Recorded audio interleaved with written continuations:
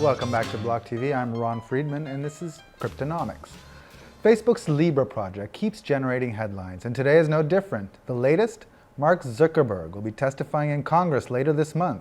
Asher Westrop-Evans, BLOCKTV analyst, with me in the studio to break down this headline and a slew of others that accompany it, right? Right. So let's start with the big news. The man himself, CEO, founder of Facebook, Mark Zuckerberg, going to appear in front of a congressional committee to do what? Well, look, Ron, it seems that David Marcus, the head of Libra, was not enough for this particular House committee, the House Financial Services Committee, headed by Committee Chair Maxine Waters. Yes, David Marcus was not sufficient. They want the man in charge himself, Mark Zuckerberg, although he insists he's not the man in charge. Right. But that's to be discussed down the road, to come forward and actually speak about this project, which is still, at this point, so many months after we heard Marcus speak, being clearly spearheaded by Facebook, still very much within the realm of their control. Perhaps even more so than before. Exactly. Now, right? Well, now there's one less committee member involved in the Libra Association, that of course being PayPal, who dropped out. That now Facebook really is in charge, they're taking the lead, and that they want the man in charge of this project, even though he doesn't claim to be, to speak. For their part, Facebook is saying that Mark Zuckerberg now welcomes speaking before Congress, and he's very happy to do it. Always has been, always will be, Ron. He's a man of openness and transparency.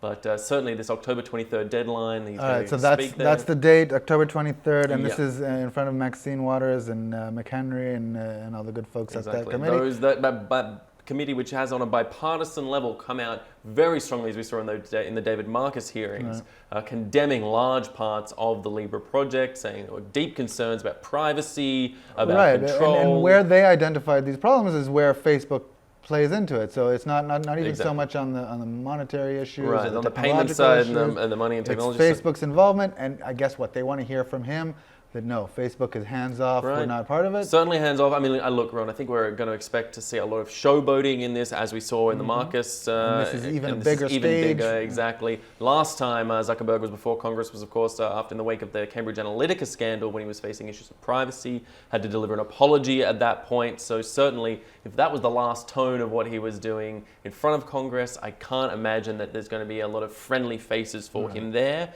Maybe a few congressmen and women who have had time to sit down and read up a little bit more on what they think and harden their views. So I imagine this will be a bit of grandstanding and maybe taking to task. Also that much closer to elections and primaries, and everybody has some political considerations, and Facebook equals politics, like it or not. And as well, just a last point on this, before, I mean, the part we're going to see in front of Congress with the questions being put forward, that's not really where policy is going to be decided. As you say, this is more about electoral issues. This is about getting on the record and saying, hey, we're taking action as a party member, as an individual, as a Congress as a whole. We're taking action against these privacy concerns that the public has. We're holding Zuckerberg to task, but it'll be interesting to see if anything meaningful comes out of that from the more behind closed door sessions. And we'll remember, Maxine Waters' request for a moratorium still stands. Right. Facebook obviously hasn't done that yet.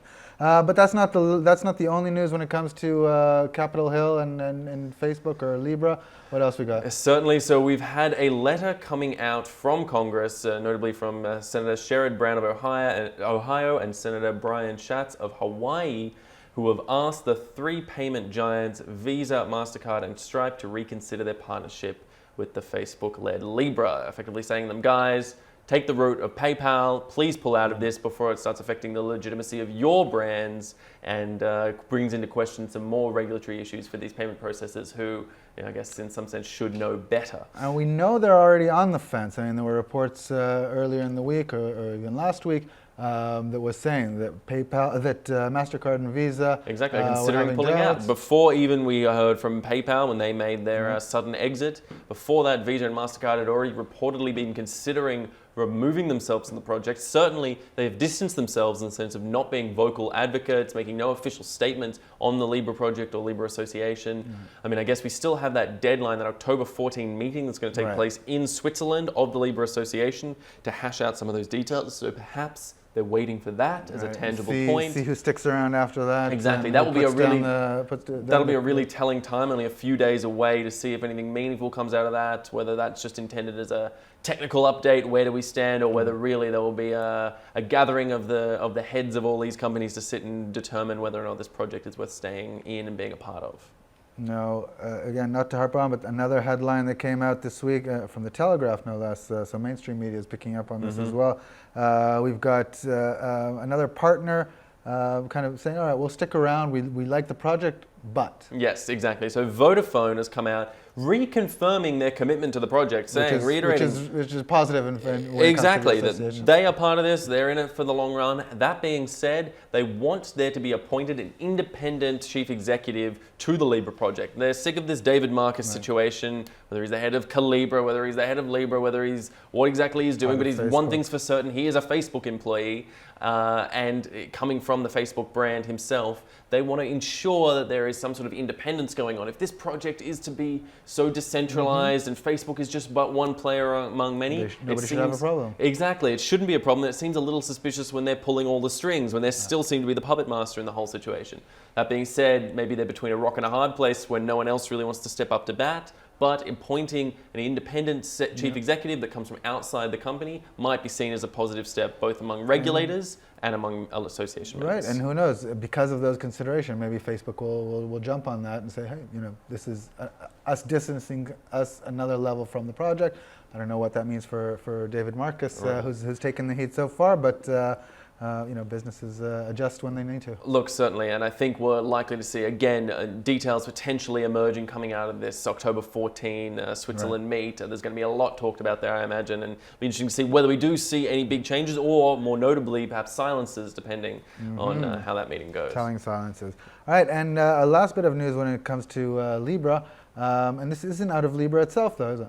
Yeah, this is a really interesting one. So just coming out of the DevCon summit being held just this week, we're hearing now of a group of developers who are putting out what they're terming the Open Libra project. Right, so what is it? So what this is effectively a fork of the Libra blockchain into a permissionless blockchain, allowing use on the same effectively programming language with a permissionless element moved in, but effectively allowing, and I quote, anything running on Facebook's Libra, you can just drag and drop to Open Libra. Finances will work the same, the code will work the same, and that's according to the project's head, Lucas Geiger, co-founder of blockchain infrastructure startup Wireline, who's spearheading this project. That's, a fascinating project to put out. The idea being that they believe in the technology of Libra, what they've said. They believe in the development potential. They believe in the financial services and all those elements. However, what they don't agree with is the corporate governance element of it, the governance of the blockchain,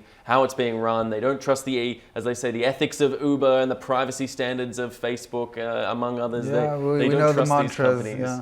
That being said, given the sort of reserve element of the whole Libra project, obviously they won't be able to control any of this reserve backing. A decentralized model doesn't really work in that sense.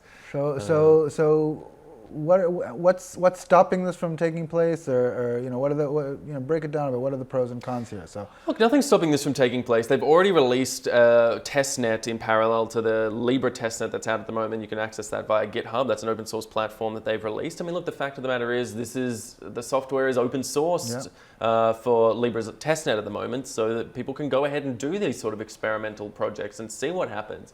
What it means when the actual mainnet comes out and is released, and when they go ahead with this Open Libra project as a permissionless equivalent. It remains to be seen whether this is just a bit of experimentation for developers, or whether this could have some meaningful impact in terms of people porting between. Right, that's my question. Is this competition for Libra? Look, I don't think so, in the sense that it's not backed by, by the reserve that they'll be using. It doesn't have any of the corporate governance or development elements, and I think you'll rapidly see a forking away between the two different projects. But given that it's on that same programming language, it means people could experiment in the more permissionless open space. Again, maybe more useful for developers than for actual investors or users, but then use that network as an experimental place to then port onto the main Libra network into the future. But again, how this will all play out in a development sense is very open. Again, Libra, the story that keeps on giving. And of course, Asher and myself and BLOCKTV, we're going to be here to keep on reporting on the new developments as they happen. That was Cryptonomics for now. Don't go anywhere. We're going to be right back with more blockchain and cryptocurrency news.